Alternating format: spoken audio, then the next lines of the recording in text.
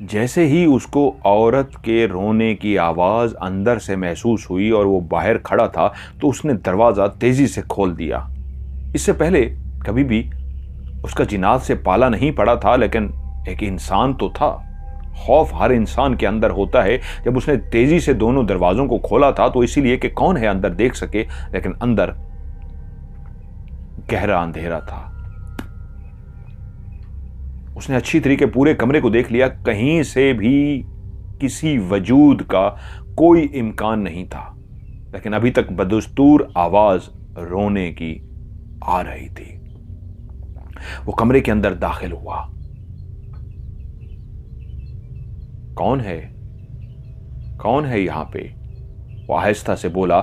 अभी भी रोने की आवाज आ रही थी और चलते हुए जब बिल्कुल वो एक कोने के पास पहुंचा तो एकदम हैरान रह गया कि वो रोने की आवाज उसी कोने के नीचे जमीन के अंदर से आ रही थी और एकदम से वो चौंक गया। ये नामुमकिन सी बात थी कि क्या कोई जमीन के अंदर जिंदा इंसान दफन है, जिंदा इंसान बैठा है, जिंदा इंसान लेटा है जो रो रहा है और जमीन के अंदर से रोने की आवाज आ रही है। और उस कोने के अंदर खड़े होकर जब उसको क्लियर अंदाजा हो गया कि जमीन के अंदर से रोने की आवाज आ रही है, तो वो चौंक सा गया और उसके दिल की धड़कन तेज सी हो गई। और उसने वहीं पे उसी जगह पे खड़े हुए कहा, कौन है जो इस जमीन के अंदर से रोने की आवाज निकाल रहा है? तो उसी लम्हे खामोशी छा गई। वो जो नीचे जमीन के अंदर से रोने की आवाज आ रही थी वो बंद हो गई। वो कुछ देर वहां पे खड़ा रहा और चलता हुआ बाहर आ गया। अब उसकी दिल की धड़कन इतनी तेज थी, ऐसे लगता था जैसे दिल सीने को चीरता हुआ बाहर निकल आएगा। धक धक धक धक धक धक धक धक ऐसे तेजी से धड़क रहा था। आज उस भूतिया मकान के अंदर उसका पहली दफा पाला पड़ चुका था किसी ऐसी आवाज से, अनदेखी वजूद से, जो कोई वजूद नजर नहीं आ रहा था, लेकिन उसकी रोने की आवाज जमीन के अंदर से आ रही थी। वो वहां बैठा, सिगरेट उसने निकाली और सिगरेट पे सिगरेट पीना शुरू कर दी। वो मुसलसल सिगरेट नहीं पीता था, लेकिन उस खौफ की वजह से वो मुसलसल बैठ के सिगरेट पीता रहा यहां तक कि सुबह हो गई। अब वो परेशान था कि मैं ऑफिस वालों को क्या बताऊं। अगर उनको बताता हूं किसी भूत से मेरा पाला पड़ा है, कोई सी आवाज को मैं सुना है और उसके बाद मैं रात को सो नहीं सका, वो सब मेरा मजाक उड़ाएंगे। क्या करूं? मुझे इनको नहीं बताना चाहिए, वाकई नहीं तो मेरा मजाक उड़ाया जाएगा। वो रवाना हो गया, ऑफिस पहुंचा और सारा दिन मसरूफ रहा।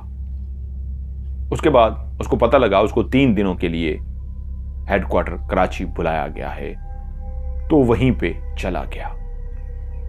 3 दिन उसने वहीं पे गुजारे और जब वापस आ रहा था तो वो सोचता हुआ यही आ रहा था कि कैसा इत्तेफाक है कि मैं जिस चीज को आज तक मजाक समझता रहा, मजाक उड़ाता रहा, जिन भूतों का मजाक उड़ाता रहा, और अब मेरी अपनी जिंदगी में एक ऐसा वाकया हो चुका है। उसको वो वाकया याद आ गया। उसके एक गांव का वाकया था कि उसके अंदर एक बहुत बड़ा मैदान था। उस मैदान के अंदर काफी दरख्त लगे हुए थे। मैदान के पास 3-4 घर थे और मैदान ऊंचाई पे जरा बना हुआ था और उस ऊंचाई से नीचे की तरफ 2-3 मकान बने हुए थे। उस गांव के लोग उस छोटी सी पहाड़ी कह लीजिए, थोड़ी सी ऊंची थी, उसके ऊपर बच्चे, बूढ़े, औरतें आकर बैठते। ठंडी ठंडी हवा चलती, दरख्तों पर परिंदे चहचहा रहे होते और सब वहां पे बहुत इंजॉय करते। लेकिन कुछ अरसे के बाद उसको पता लगा कि उस प्लाट के अंदर भूत ने हमला कर दिया था किसी पे, जिसकी वजह से सारे डर गए थे। उसको बहुत शौक था कि वो भी पता करे किस भूत ने हमला किया है, क्या हुआ है, क्या माजरा है। कि वहीं पे एक दिन वो अपने घर से निकला। अब लोग उस रास्ते को कम ही इस्तेमाल करते थे, जाते ही नहीं थे। एक खौफ फैल गया था बूढ़ों में, बच्चों में, औरतों में। कोई भी उस भूत वाले वाकये के बाद वहां पे नहीं जाता था।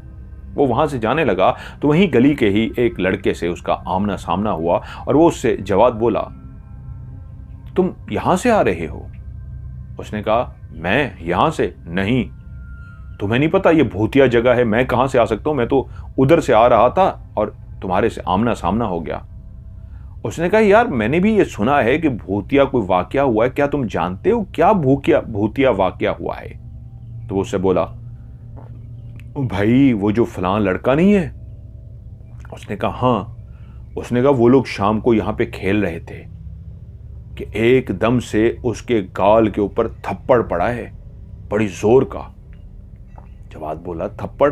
वो यार हो सकता है उसको कोई मच्छर वगैरह हो, उसने खुद ऐसे थप्पड़ लगाया हो अपने चेहरे पे, भूत कहां से? उसने कहा तुम्हारा दिमाग खराब है, जब उसको थप्पड़ पड़ा है तो उसी दरख्त के नीचे जहां पे वो बैठा हुआ था ना, उस दरख्त के ऊपर टहनियां जोर जोर से हिलना शुरू हो गई, क्योंकि वहां पे कोई भी हवा नहीं थी, कोई टहनी नहीं हिल रही थी।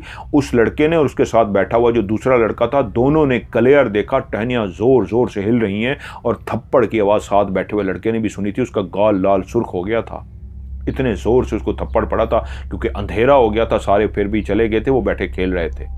और जब थप्पड़ पड़ा और उसका चेहरा लाल सुर्ख हुआ और टहनियां हिली, तो वो दोनों चीखते हुए वहां से भाग गए। उन्होंने बताया उस दिन से वहां पे कोई नहीं बैठता।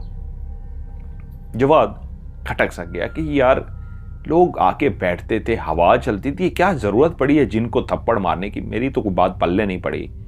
उसने कहा भाई तू ना मान, लेकिन ये याद रखें जिनसे बच के नहीं, इधर से तू अभी उधर से ही जाने लगा ना, इधर से ना जाया कर।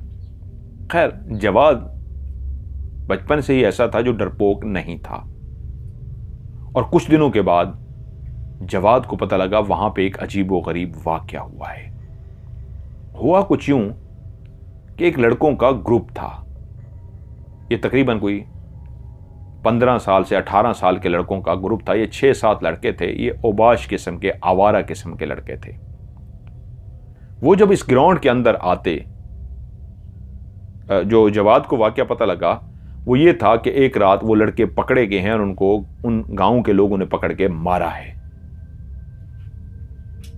हुआ कुछ यूं कि वो जो औबाश लड़के थे वो इस पहाड़ी पे जब आते तो नीचे उस घरों के अंदर झांकते जहां पे 2-3 नौजवान लड़कियां थीं। जब वो अपने सहन में इधर उधर फिरती तो ऊपर से वो सारा नजर आता।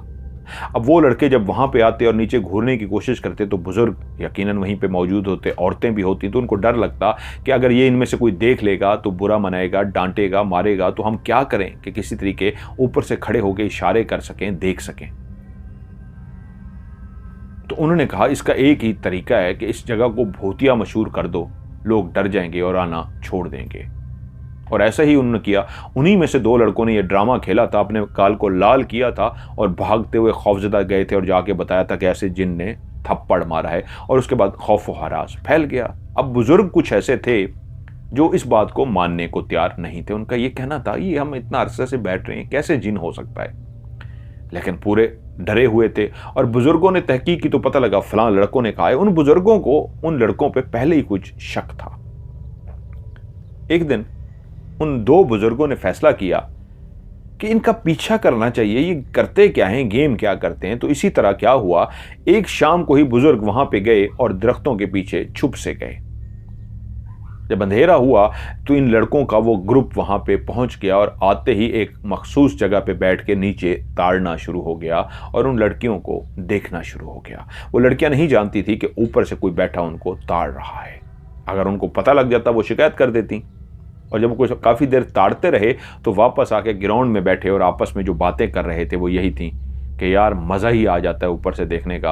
अब हम इस जगह के बादशाह हैं, अब हम ही हम हैं, कोई नहीं है। सारे तो भूत समझ के डरते हैं, देखो हम कैसे सुकून से बैठे हैं।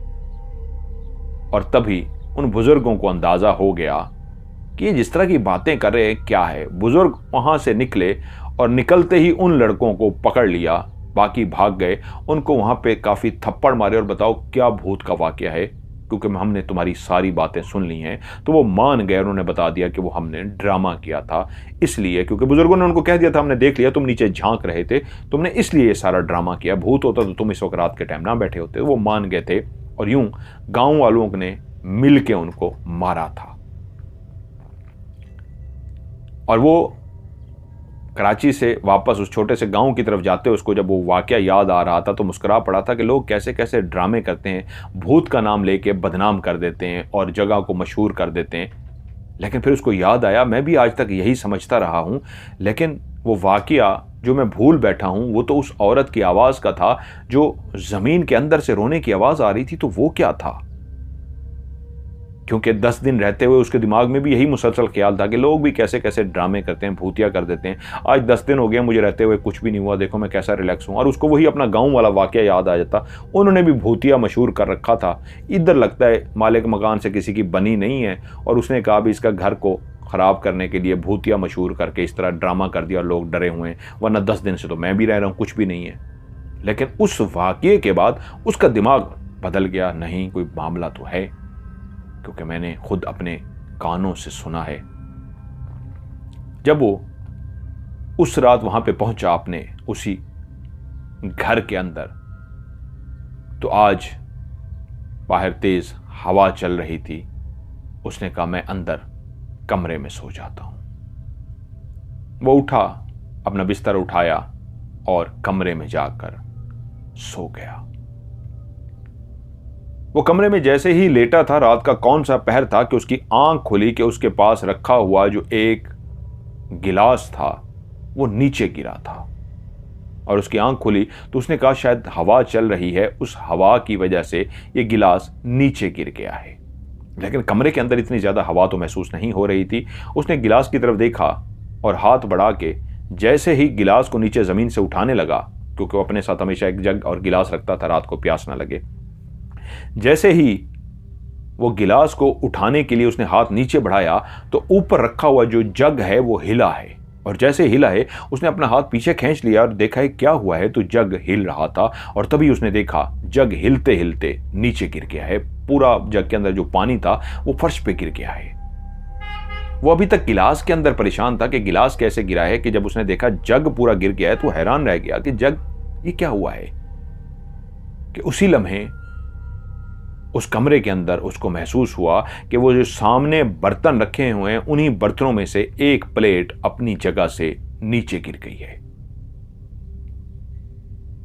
अब जग, गिलास और उसके बाद प्लेट, वो परेशान सा हो गया कि ये क्या मंजर है।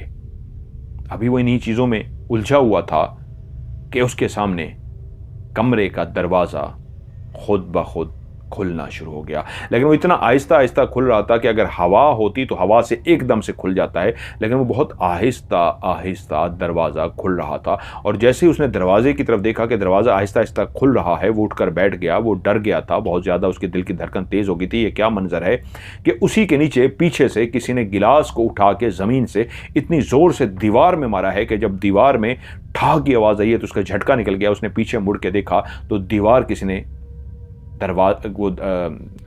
गिलास दीवार में दे मारा था। वो जैसे ही मुड़ा तो उसके सामने एक भयानक मंजर था। तभी उसने देखा सामने एक काला स्याह साया चलता हुआ उसी की तरफ आ रहा है और उसकी शहरग जो उसका ये कलाई है, कलाई कटी हुई है, दोनों कलाइयाँ कटी हुई है और उसमें से खून निकल रहा है। और वो कलाइयाँ कटी हुई जिसमें से खून निकल रहा है इस तरह सीधी किए वो एक काला स्याह साया उसी की तरफ आगे बढ़ रहा है। और जैसे ही उसने देखा वो काला स्याह साया उसी की तरफ आ रहा है और पूरा एक उसका वजूद था। और जिस तरह एक इंसान की बाजू, टांगें, सर, गर्दन, सारा उसके ऊपर पूरा वजूद था, वो साये से ऐसे जैसे जैसे करीब आ रहा था वो एक इंसान की तरह का साया था। और जैसे उसके करीब पहुंचा तो वो हकीकत में एक इंसान ही था।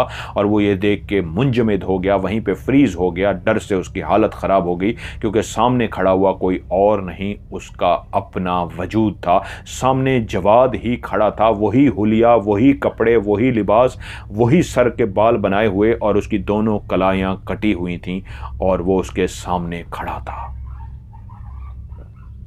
वो एकदम से घबराया हुआ तो पहले से था, दिल की धड़कन तेज थी, वो डरा हुआ तो था, लेकिन अपने इस तरह वजूद को सामने खड़े हुए जिसकी कलाइयों से खून बह रहा है वो डर सा गया।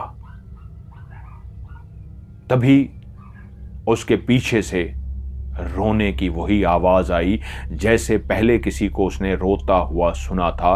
और जैसे उसने पीछे मुड़ के देखा तो उसी कोने से एक रोने की आवाज आई। पहले रोने की आवाज एक औरत की थी। इस दफा जो रोने की आवाज आ रही थी ऐसे था जैसे कोई लड़की रो रही हो। वो एकदम से और घबरा गया। पीछे रोने की आवाज और सामने उसका अपना वजूद जख्मी हालत में खड़ा था, कलाइयां कटी हुई थीं। वो इतना खौफजदा हो गया कि उसकी जुबान से कोई लफ्ज तक ना निकल सका। वो जो ख्वाहिश रखता था, शदीद ख्वाहिश रखता था जिन्नात से कभी मुलाकात हो, आज जिन सामने मौजूद थे, आज भूत आत्माएं सामने मौजूद थीं और वो हिल नहीं पा रहा था कि तभी वो सामने खड़े हुए जवाद के उस साये ने, जवाद के उस वजूद ने अपने होंठों को खोला और उसकी तरफ देख के बोला, जितनी जल्दी हो सके इस मकान को छोड़ दे, नहीं तो ये देख, अभी तो तेरी कलाइयां काटी हैं, नहीं तो तेरी गर्दन काट दूंगा। और उसी वक्त किसी ने जैसे छुरी ला के उसकी गर्दन पे रख दी हो, सामने खड़े हुए जवाद की गर्दन पे, और एक छुरी बकायदा नजर आई, लेकिन जिसने छुरी को पकड़ रखा था वो नजर नहीं आ रहा था। वो छुरी उसके गर्दन पे थी और छुरी से हल्का सा कट लगाया गया।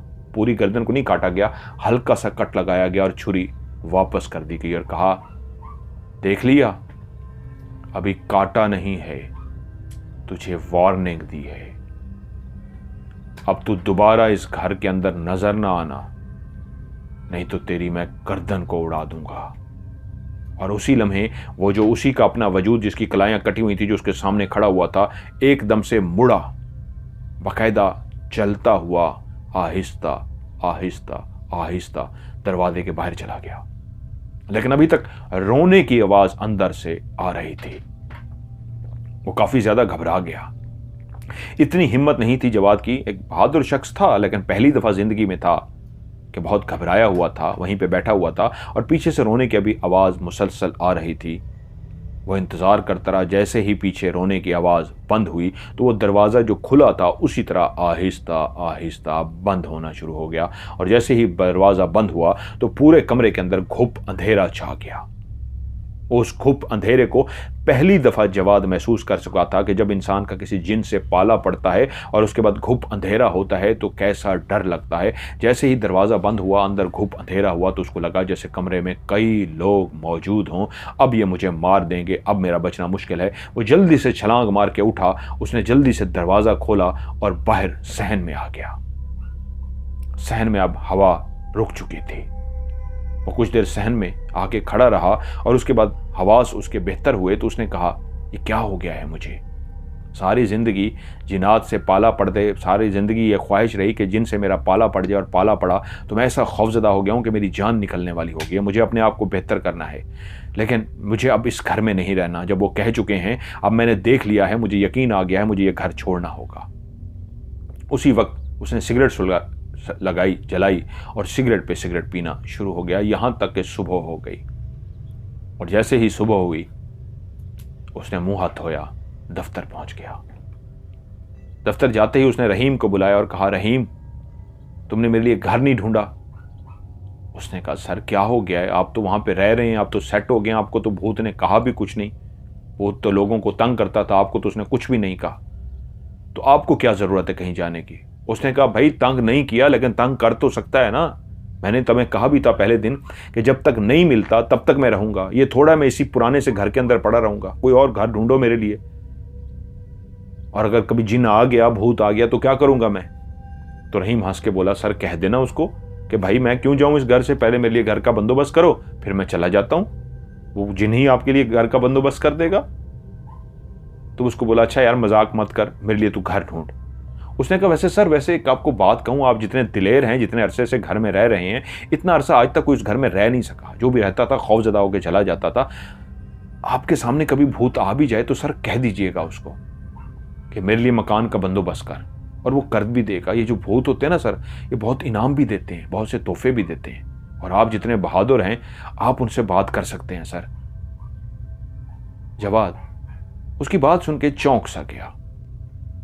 उसको कहा, ठीक है, तू मेरे लिए मकान ढूंढ। उसको मकान का कह के वो सोचना शुरू हो गया कि ये इसने क्या कहा है। बात तो सही है, मैं बहुत घबरा गया, मैं बहुत डर गया, मुझे हिम्मत करनी चाहिए थी, कुछ बात तो करनी चाहिए थी। मैंने उससे बात क्यों नहीं की? हाँ, मैं भी एक इंसान हूँ, हर इंसान के अंदर एक खौफ होता है, ये एक ज़ाहिरी सी बात है, नेचुरल सी बात है, लेकिन मुझे हिम्मत करनी पड़ेगी, ये कन्फर्म है उस घर के अंदर भूत तो है।